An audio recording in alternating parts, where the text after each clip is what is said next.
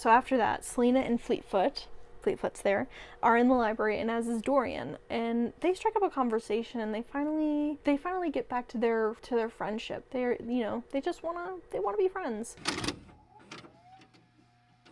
Cale visits the library as well, but wants to know what language Selena was speaking in. He then hears from the librarian of an animal running amok and knows it, and Cale knows immediately it's Fleetfoot. So we get that those two scenes, the scenes are being intertwined. They're being like layered on top of each other, kind of. So while Cale's in the library, he searches for funeral dirges and wonders what languages were spoken in Terrazin, because we remember that in the first book we figure out that Selena is from Terrazin. So he's like, okay, well, what were their like the rituals and stuff like that. But the librarian says that the only other language spoken in Terrazin was the language of the Fae, and that was spoken long ago, like long ago, or by nobility more recently. And needless to say, this freaks Cale out, because like there's a possibility that Selena is a royal. What is she doing as an assassin? Now later on, after tracking Archer, Selena goes to visit Dorian, and she needs some company. She needs some friendly,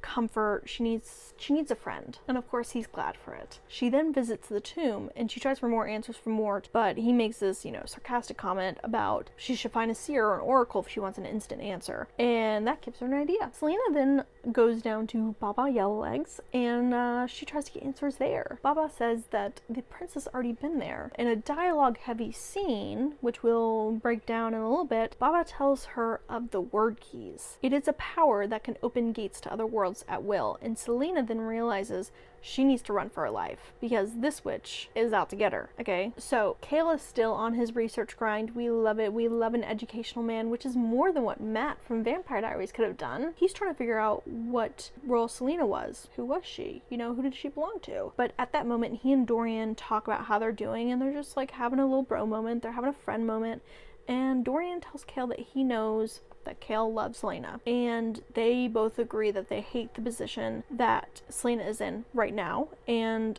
wants her to be safe. And ironically, at the same moment, Selena is being attacked by Baba Yellowlegs, so she's fighting for her life right now, okay? And she does not want to become Baba's lunch or dinner. But in the end, Selena does kill Baba, so good for her. And she tries to make sure that there is no body to be found, so she burns everything, because she says better to have a missing person than a dead body. So Selena then returns to the tomb afterwards, and Mort says that since she killed a witch, she'll be marked forever. That there's a smell on her that lets Mort know that she is a witch killer. And not only just any witch killer, but a witch killer of a leader of a coven. So she needs to be careful, and I'm sure that won't come back to bite her.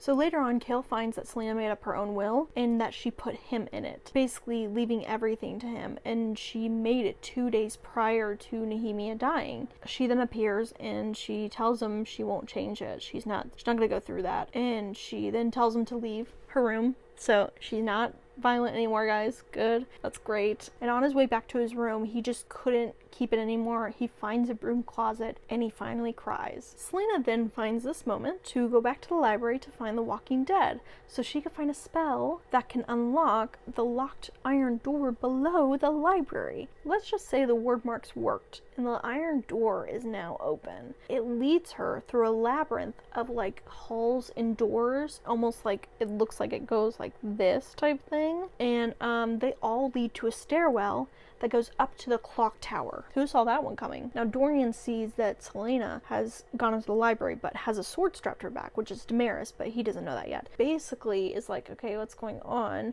But kind of follows far back behind her, but also he sees that she found the catacombs, and he's like, oh my gosh, you found the catacombs. That was like just rumors. He follows her. Selena's walking up the stairwell in the clock tower, and she starts to get a horrible headache, and she realizes, oh my gosh, these walls are of obsidian. She books it downstairs, and she realizes she is not alone in the clock tower, and no, it's not Dorian. Selena gets attacked by this humanoid like animalistic figure, and she starts booking it. She runs into Dorian, and she's like, hey, we gotta get out of this library. And they get to the iron door, and Dorian begins to use his magic to close the door and keep it sealed. And Selena's like, okay, well, we'll unpack that in a second, but we need to get this all figured out. So Selena's like helping, trying to get this animalistic figure from not getting past the door. And she's like, hey, Dorian, go get the Walking Dead. Just think about it, it'll come to you. So he gets it.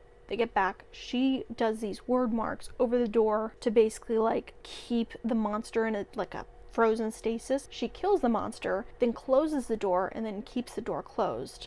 Like basically locks it how it was. So that whole thing is going on. And afterwards she's like, okay, dude, you have magic and you didn't tell me. And then, also she has to explain that she used word marks, but then she also explains the labyrinth that she found, how it was so ancient and all that stuff. She did keep some stuff for herself, mainly about, her suspicions about his dad and all that stuff and how it may be connected to everything. Basically they share like, hey, yeah, we actually know magic. Crazy, right? And Dorian's is more natural to him, so there's that. Then Dorian explains his magic, or tries to explain it in some way, and how it just showed up one day when he left the meeting and it broke a window and all that stuff, and how it prevented Celaena from killing Chaol. And Celaena's very grateful for that. She thanks him for that. As Dorian explains how he couldn't find magic in recent generations, things are starting to fall into place for Celaena. She's like, okay, I think I get it. After Celaena leaves the library, and she's already spoken to Dorian, so everything clicks and everything like that, she leaves to go find Kaltain because she realizes that Kaltain has magic. Everything conveniently disappeared 2 generations ago, but she knew that Kaltain has it, and that's why they need her, just like how they needed Cain, because Cain came from the White Fang Mountains, and he came from powerful shamans. So do with that what you will, but she came to Kaltain's cell, and she realizes that Kaltain is gone because her cell's empty, and the guard says that Perrington took her. And she realizes that it wasn't just Kaltain that suffered from headaches. No, it was Roland as well. Here's a kicker. Kaltain is from a distant relative of Dorian and Roland, so all 3 of them have magic. Both Roland and Kaltain were both taken to Morath by Duke Perrington. So some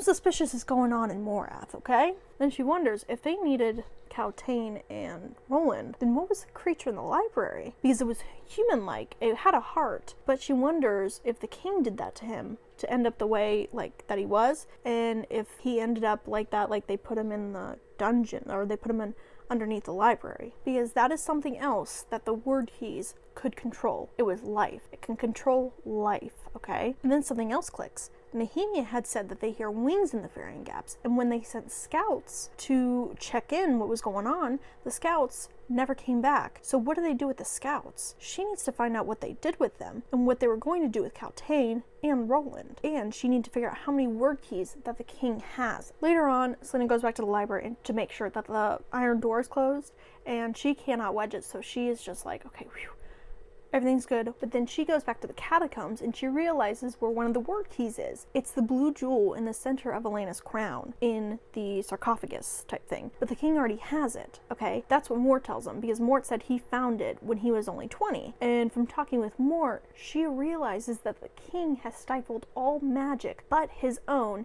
and by extension, Dorian, because Dorian is a part of his bloodline. Celaena's at a loss at all this information, and she just doesn't know what to do. So she's all like, did Nehemia know? And so that's when she gets the bright idea to open up a portal into the other world to speak to Nehemia. So she goes back to her room to summon the Walking Dead, and she gets the book, she goes back down to the catacombs, and while she's doing that, over in another part of the castle, Gavin, the first king, who's long been dead, wakes up Dorian from sleeping and warns him to stop Celaena and where to find her. Celaena then opens the portal, and after a few moments she sees Nehemia, but they cannot cross the other side, like either side of the portal, they can't cross it. And all Celaena can do is apologize. She is just beside herself. She feels like a part of her is missing. But Nehemia encourages her and warns her not to make any more portals because, Nehemia showed up, but she doesn't know what other things could show up. Like, if she would have made a portal, anybody else could have showed up, and there are worse things out there. So Nehemia then tells Celaena that she knew her fate before she died, and that she needs to continue on. Nehemia then says, I want you to know that in the darkness of the past 10 years, you were the one bright light for me.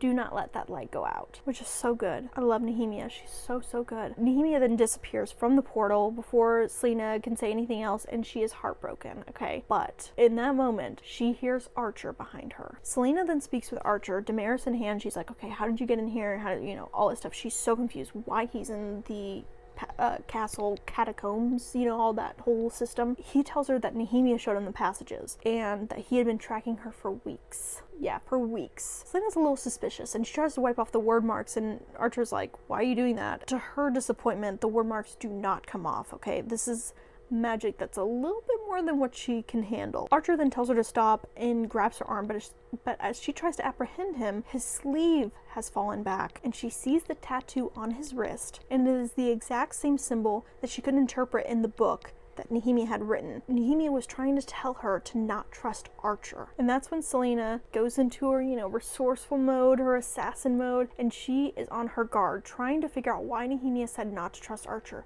So she tries to play it off. She tries to play Archer. He reveals that he knows about the word marks, he knows about the word key, but he doesn't want to destroy the keys, and he doesn't want to stop the king. He wants the keys for himself, okay? He wants to serve his own purposes. Now, through Selena's playing Archer, she figures out that he killed Nehemia, not directly, but he pretended to be Minister Mollison and went to Grave and had him kill her before she could ever think to, like, take this to the king or, you know, share what they were doing, whatever, basically sell them out. He kidnapped Chaol to get Selena away from the palace so that Grave could kill Nehemia. And then that's when Archer starts to sweet talk Selena and says, we'd be really good together. Like, let's do what Nehemia couldn't. Then that's when Selena turns on him and tries to attack him, but he's really fast. Fleetfoot also joins in on the fight, so good dog. We love Fleetfoot, we love you. A noise is heard from the portal, a growl of some sorts, if you will. The portal changes, okay? It changes to a rocky and ashen terrain, which is important, and that's why I said it. We'll keep that in mind. It may not come back now, but let's put it off to the side. And then something comes out of the portal, and it's not Nehemia. So Dorian rushes to Chaol's room on the way to get, you know, to go to Selena, and thankfully Chaol's already been up. So and he like immediately knows. He's like, okay, lead the way. And they go to immediately to Selena's room, and they find the hidden passageway to the catacombs, where they're both like, okay, how long has this been here? And they find the hidden passageway, and they see Selena lying on the floor, passed out, and Archer is cowering in a corner, and Fleetfoot is protecting Selena, barking at this weird monster that had come from the portal. So there's a whole slew of messes, almost looking like a Raphaelite painting, you know, of some sorts. It's absolutely madness. Then Chaol, Dorian, and Selena fight the monster after she's, you know, woken up. They fight the monster, and Archer runs down the passageways with the book, The Walking Dead, in hand, so they can't search for word marks to figure out, you know, what's going on. But Chaol wants Dorian and Selena to leave. He's like, get out of here. And so as Dorian and Selena begin to leave, in front of Chaol, the creature took Fleetfoot and went into the portal. Bad news bears, okay? And so Chaol runs after Fleetfoot, and that's why I love him, and that's why he's so much better than Matt from Vampire Diaries, okay? Chaol cares about dogs, and he cares about Selena, and that's that. Selena then runs after them, and once she crosses the portal, she shifts into Fae. You heard me right, Selena is actually Fae, okay? And she's not just Fae, okay? She has powers as well, and she has fire powers, okay? Chaol, he grabs Fleetfoot and runs for the portal as Selena gives him time to make their escape. And with her firepower, she plunges the sword into the ground, and the ground collapses underneath the creature and falls into it. Before Selena could do anything else, Chaol grabs her and pulls her back through the portal, and she turns back into human. She shifts back into her human form. Yeah, crazy, right? Before, you know, they do anything else, she's like, we need to make sure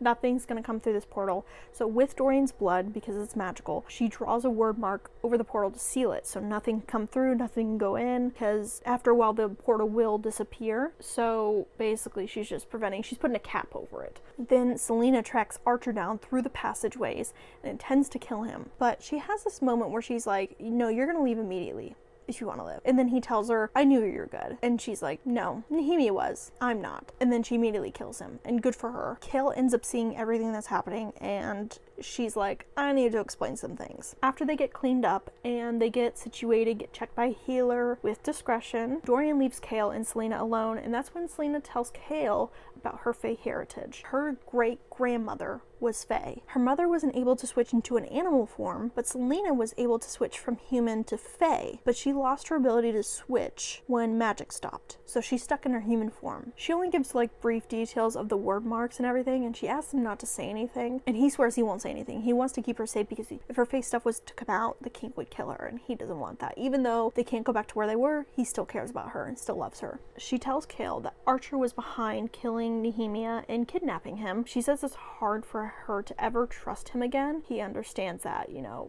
she wants him, but she can't ever get back to that place again. Like, that's not gonna happen. You know, it is understandable because she did try to kill him, so just gonna throw that one out there. And at the same time, she apologizes for what she did, for how she, you know, tried to kill him. And she still has strong feelings for him, but it's so difficult for her. And he knows it's difficult, and he tries to make it better by saying they both made mistakes.